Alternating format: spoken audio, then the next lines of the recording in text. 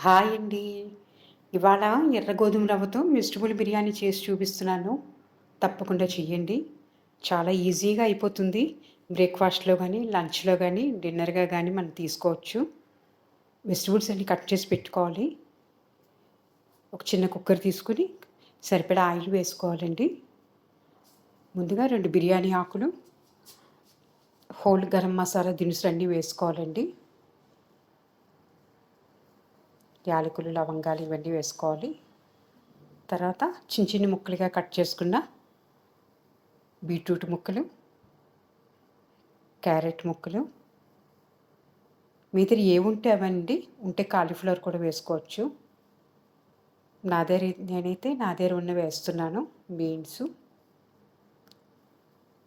ఇవన్నీ వేసుకుని కలుపుకోవాలండి. బఠానీలు, గ్రీన్ పీస్ అండి. ఉంటే మీ దగ్గర మన సోయా నగ్గెట్స్ కూడా వేసుకోవచ్చండి. నా దగ్గర అయితే ప్రస్తుతానికి లేవు. అలాగే బంగాళదుంప ముక్కలు వేసుకుని ఒకసారి కొంచెం మగ్గనివ్వాలండి.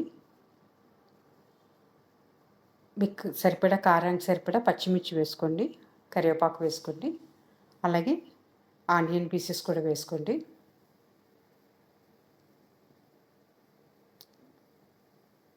నెయ్యి వేస్తే ఏ ఐటెం అయినా సరే చాలా రుచిగా ఉంటుంది కదండి. ఏ రెసిపీ అన్నా ఒక స్పూన్ నెయ్యి వేసుకోండి. అల్లం వెల్లుల్లి పేస్ట్ కూడా ఒక స్పూన్ వేయాలి. వేసి అన్నీ కలిపి కాసేపు మగ్గనివ్వాలండి. ఇప్పుడు ఫైనల్గా టమాటా కూడా వేసుకోవాలి. టమాటా వేస్తే ఏ రెసిపీ కన్నా వచ్చే రుచే వేరు కదా. టమాటా కూడా కాస్త మగ్గనివ్వాలండి. ఇప్పుడు మనం రవ్వ ఎంతైతే తీసుకున్నామో రవ్వకి డబుల్ నీళ్ళు వేసుకోవాలి. సరిపడా ఉప్పు వేసుకోవాలండి. ఉప్పు వేసుకుని కొద్దిగా కలుపుకోవాలి. ఒకసారి ఉప్పు సరి చూసుకోవాలి. కొత్తిమీర కూడా వేసుకోవాలండి. ఇప్పుడు ముందుగానే మనం రెడీ చేసి పెట్టుకున్న ఎర్ర గోధుమ రవ్వ వేసుకోవాలి. దాలియా అంటారు కదండి. వేసుకుని బాగా కలిపి కుక్కర్ మూత పెట్టుకుని 2 విజిల్లు రానివ్వాలండి. మీడియం ఫ్లేమ్ పెట్టుకుంటే చాలా మృదువుగా అవుతుందండి. అడుగంటకుండా వస్తుంది. ఇంకో 2 విజిల్ తర్వాత చూస్తున్నాను చూడండి. రెసిపీ రెడీ అయిందండి. చాలా బాగుంటుంది.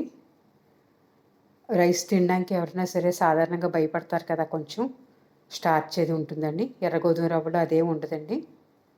షుగర్ పేషెంట్లు కానించి అందరూ కూడా తినొచ్చు. చాలా బాగుంటుంది. పైన నెయ్యి వేసుకుని తింటే చాలా రుచిగా ఉంటుందండి.